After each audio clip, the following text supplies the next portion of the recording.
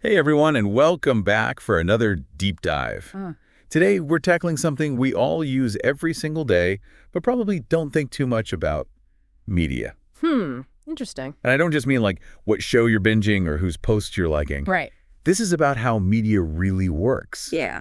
The stuff behind the scenes that shapes what we see and hear, even what we end up believing. Most people just think of media as, well, giving them information, right? Yeah, makes sense. But it's way more powerful than that. Media actually has the power to shape how we view the whole world. Whoa, okay, so before we get too deep into that, let's start basic. Okay? When we say media, that's a pretty broad term. It really is. I mean, technically, even a phone call is a form of media. Oh, that's true. I guess it's communication. Exactly.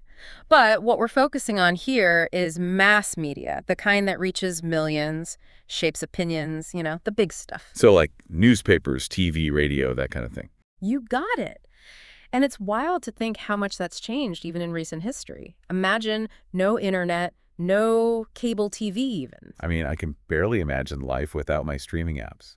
Exactly. So just a few decades ago, that was the reality for everyone. It really shows how technology completely transforms media. And not just how it looks, but how we think about the world, really. Absolutely. Like, think about television. Suddenly, you're seeing events from across the globe right in your living room. Makes you feel more connected to everything. Definitely. And that shaped how we understand other cultures, global issues, everything, really. But makes you wonder, though, is that always a good thing? Have we become too reliant on technology for our news? That's the big question, isn't it? Technology opens up so much possibility for communication and knowledge, but we have to be aware of the downsides, too. Like maybe we're not thinking critically enough about the information we're getting. Exactly. We can't just passively absorb everything without questioning the source, potential biases, all that.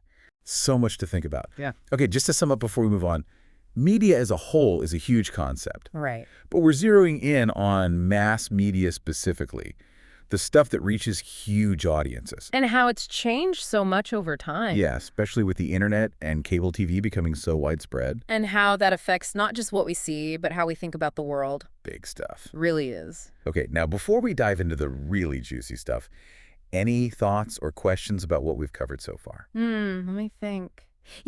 It's kind of crazy how we went from like a handful of media options to this constant flood of information. Yeah, true.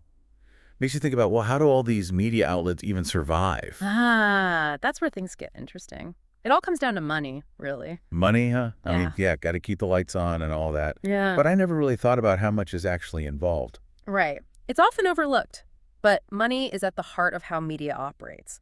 Like, think about TV ads. Those little 10-second spots on a popular channel can cost anywhere from 1,000 to 100,000 rupees. Seriously, that much for just a few seconds.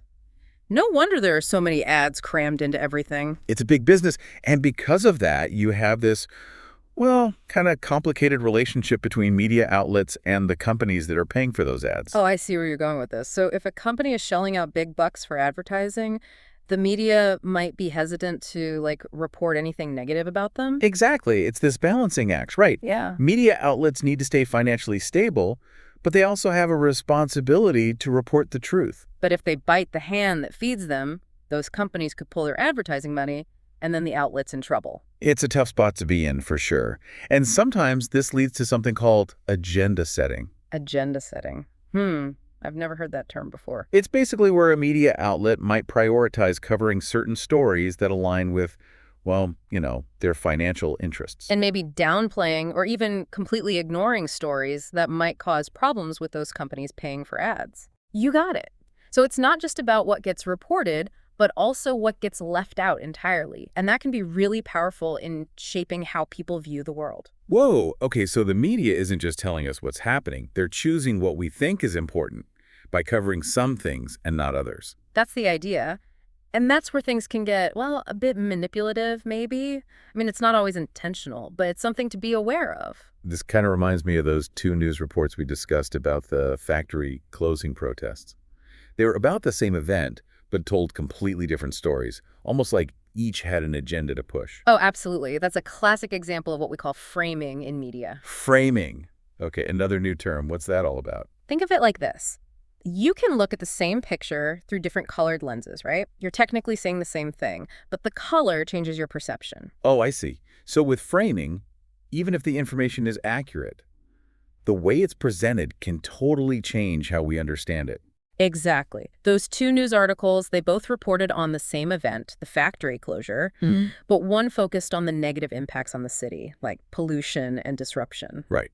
And the other one highlighted the job losses and how workers were being treated unfairly. Exactly. So same event, but by emphasizing different aspects, they frames the story in completely different ways, and that influences how readers understand what happened. This is making me realize how much I just take things at face value. Like, I read a news article, and I assume it's giving me the whole picture, Yeah. but now I'm realizing there's so much more going on behind the scenes. That's the first step, right? Becoming aware of these things is key to becoming a more critical media consumer. Okay, so just to recap all this before we move on. Sure. We talked about money being a huge influence in media Right. and how that can create conflicts of interest, leading to something called agenda setting. Where certain stories get priority and others get ignored. Right. And we also learned about framing, how the way a story is presented can totally change how we see it. Even if all the facts are technically accurate. This is heavy stuff. It really makes you think twice about everything you read and watch. Yeah, it does. So, any thoughts about all that? Any questions popping up for you? It's mind-blowing how much we've uncovered about media already and how it shapes our view of, well, everything. Yeah, it really makes you think, doesn't it? I mean, if money and potential biases are everywhere, can any media outlet be truly independent? That's a good question. Like, we talked about how media relies on those advertising dollars, which can make it tricky to report honestly on certain companies or industries. Right. It's definitely a tough situation, no easy answers, but, it's not all doom and gloom. There are outlets out there that genuinely strive for good journalism and balanced reporting. Oh, that's good to hear. But how can we as, regular people figure out which outlets are doing that? How do we separate the good from the, well, not so good? That's where media literacy becomes super important. It's about training yourself to look at information with a critical eye, not just taking everything at face value. So, like, not just reading a headline and assuming that's the whole story. Exactly. One big thing is to consider the source. Has this outlet been reliable in the past? Are they known for sticking to journalistic standards?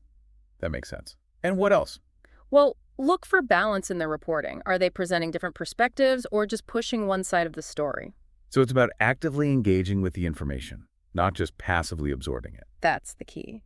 And it's not just DST about reading or watching the news, it's about seeking out diverse sources, comparing different viewpoints, even talking to people who see things differently than you do, in a respectful way, of course.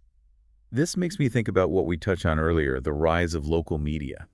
Seems like those smaller outlets might be less influenced by the pressures that the big corporations face. You're right. Local media can be really powerful in bringing attention to voices and issues that might get overlooked by the mainstream.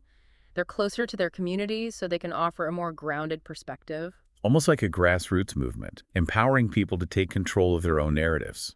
Exactly. And it's not just about reporting news, it's about using media as a tool for change, for making things better in the community. Yeah, and that reminds me of social advertising, using media to promote good causes and spread important messages. Right, like those public health campaigns you see, encouraging vaccination or safe driving. It shows media can be a force for good when it's done right. It's like a counterbalance to all those potential negative influences we talked about. Shows how media can help people make positive changes. Absolutely. And it all comes back to media literacy, being able to separate fact from fiction, and understanding how media can shape the world for better or worse. So the big takeaway here is to be aware, be informed, and be engaged with the media we consume. It's about recognizing those subtle influences, seeking out diverse perspectives, and using that knowledge to make good decisions. Couldn't have said it better myself. And remember, we've just scratched the surface here. This topic is huge and always changing, but if we stay curious and keep thinking critically, we can make the most of the media around us. Thanks for joining us on this deep dive into the world of media and democracy. Hope it's got you thinking and maybe even inspired you to be a more aware and engaged media consumer. Absolutely. Until next time, keep asking questions, keep learning, and keep exploring.